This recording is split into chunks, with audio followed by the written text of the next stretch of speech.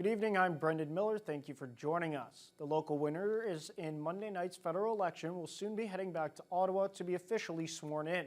After holding her seat with a commanding lead, MP-elect Patty Hajdu says she'll work to support Thunder Bay Superior North as Canada continues to face the trade war with the United States. Well, I think that's the importance of having a vast variety of members of parliament from across the country, and in Thunder Bay Superior North, I'm very privileged to represent a number of First Nations communities that are very remote. Tariffs could have a deep impact on the cost of day-to-day items as well as food.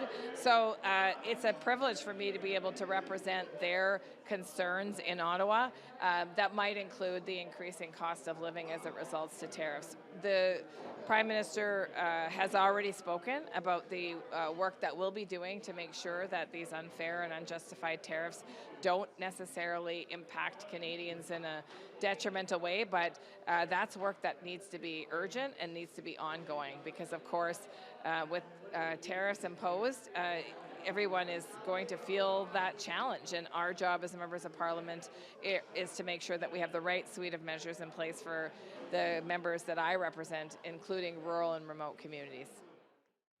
The MP-elect for Thunder Bay Rainy River also secured his seat again on election night, albeit with a smaller margin than Hajdu.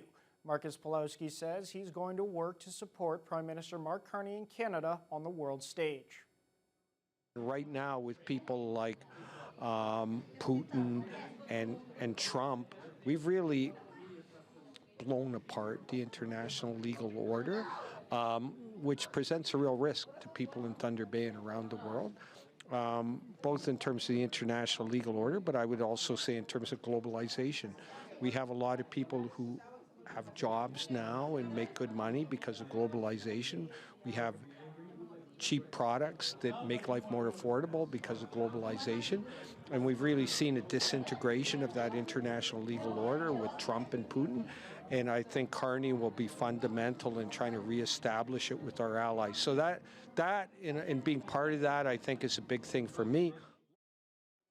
This week at Queen's Park, Thunder Bay Superior North MPP Lise Vaugeois highlighted the struggles faced by people with disabilities. She asked Social Services Minister Michael Parsa if the Ford government will commit to not taking back Canada disability benefits from those who use the Ontario Disability Support Program.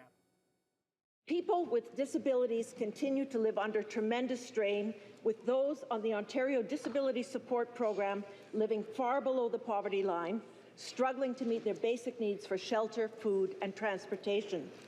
The federal government's Canada Disability Benefit does not go as far as promised, but it is a start, and it is meant to be in addition to the meagre provincial supports available through ODSP. Will the government commit to not clawing back the Canada Disability benefits from ODSP recipients? It's imperative, Madam Speaker, that any support that is provided complements the already existing supports, which is why during my meeting with my federal counterpart, members of other provinces and territories joined me in requesting the federal government to make amendments to the Canada Tax Act to make sure that these supports come with fewer barriers and fewer burdens as possible, Madam Speaker. It's why we asked the federal government to treat all those receiving ODSP automatic recipients. The latest Chat with the Chief event was a little more personal than others, as only 3 participants came out to the recent event at the Boys and Girls Club. The chats allow residents to ask questions of City Police Chief Darcy Fleury, as well as other leaders from the police force. Usually around 40 people come out to these events, and while the turnout was small, both Fleury and Deputy Police Chief Jeremy Pearson were able to have one-on-one conversations with those in attendance. Some of the topics that were brought up included the community's lack of trust in the police, how the police can make more of an impact on high school students, and how useful the chats with the chief have been.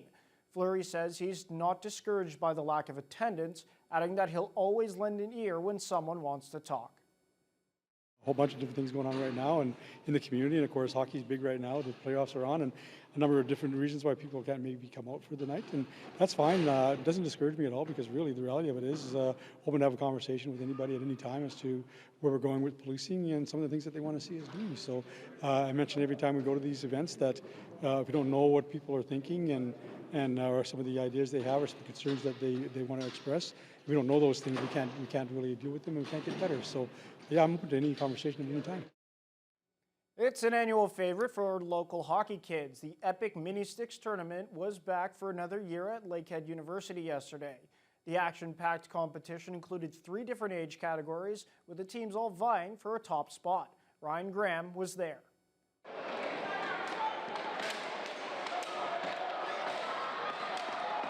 Each 4-player team participating at the Wolf Den Gymnasium this year came to experience some fun and competitive games. The Epic Mini Sticks event was also an opportunity for these young students to showcase their hockey skills off the ice. It is very fun, and the thing that makes it fun is just being here with my friends, playing teams, and just having a good time. Hosting the games for the 2nd straight year at the Wolf Den is Lakehead University. The Mini Sticks competition used to be held at the PACI Gymnasium at the LU Law School. It also used to happen in late December, but organizers decided to move it to May this year and take advantage of the PD Day at local schools. Signing up costs $200 per team, and the event provides a safe and exciting competition for youth aged 13 years and younger. Organizer Cody Anton says its popularity is quite evident. Today is about bringing minor hockey and bringing it a part of Thunderwolves hockey. It's a great way to raise money for our program with the never-ending expenses that we have up here in Thunder Bay, but to have all these kids have a blast, 3 different age groups. It's been building every year since we've started again since COVID, so it's been great. We had PETA as their sponsor, so yeah, it's been amazing. PETA has been providing supports for this event for a decade now. They show up with food to fuel the young players and also provide gift cards to the teams who win their respective divisions. We're sponsoring this event again. It's been multiple years that we've done this for. It's just really exciting to see all the kids come out and all their very unique names for this, and providing just something healthy for the kids to eat while they're out here playing and get some exercise. It's a bit over 100 this year, and it's pretty average turnout. It's always bumping like this. So there's 3 different age divisions. There's 13 under, 11 and under, and 9 and under. And the prizes are a mixture of like Thunderwolves shirts, as well as gift cards for TJ's Ice Cream and the Pita Pit. The Pita Pit Mini Sticks tournament will continue to take place every spring at the Wolf Den Gymnasium. Ryan Graham, TBT News.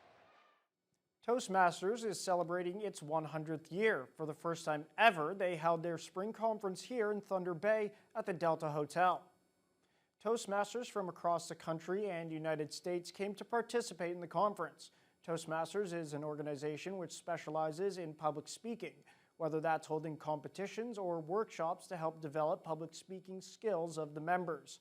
Matthew Villela is the Quality Director for Toastmasters District 106. He told us about their organization's helps improve public speaking skills and more. Plus, we also got some insight from their keynote speaker, Lance Miller.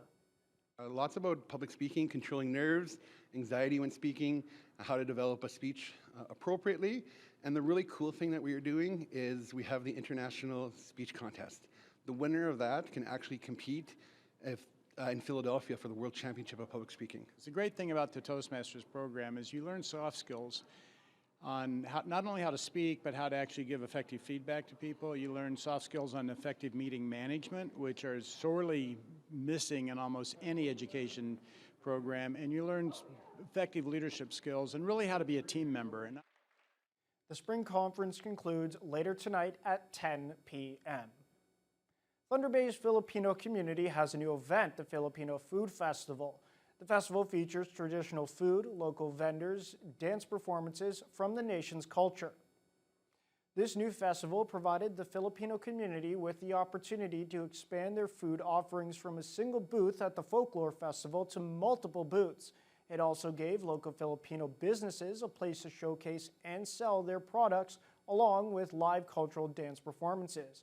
President of the Filipino Association says the event was also a fundraiser and that all the proceeds go towards the association. The idea is to promote the culture. Canada's become so diverse in the last couple of years. The Filipino community's been booming here in Thunder Bay. It's really just grown. So it's a chance, yes, obviously we'll have our own Filipinos come here and shop and help us out, but we also want to welcome the community. It's a more variety of Filipino food. So these are all our members. They have separate booths, and they're selling different foods from the areas of the Philippines. Philippines is a series of islands, but they're so diverse with food. So if they come down here, they'll see the difference of food that we sell usually at the Folklore Festival. We have the Tinikling dancers. They usually perform at the Gardens, and that is they're performing twice today. So these are high school students who are part of our membership, and they have the clapping sticks, if you guys remember, at the Gardens. So we'll be performing that twice today. The festival will continue today until 9 p.m.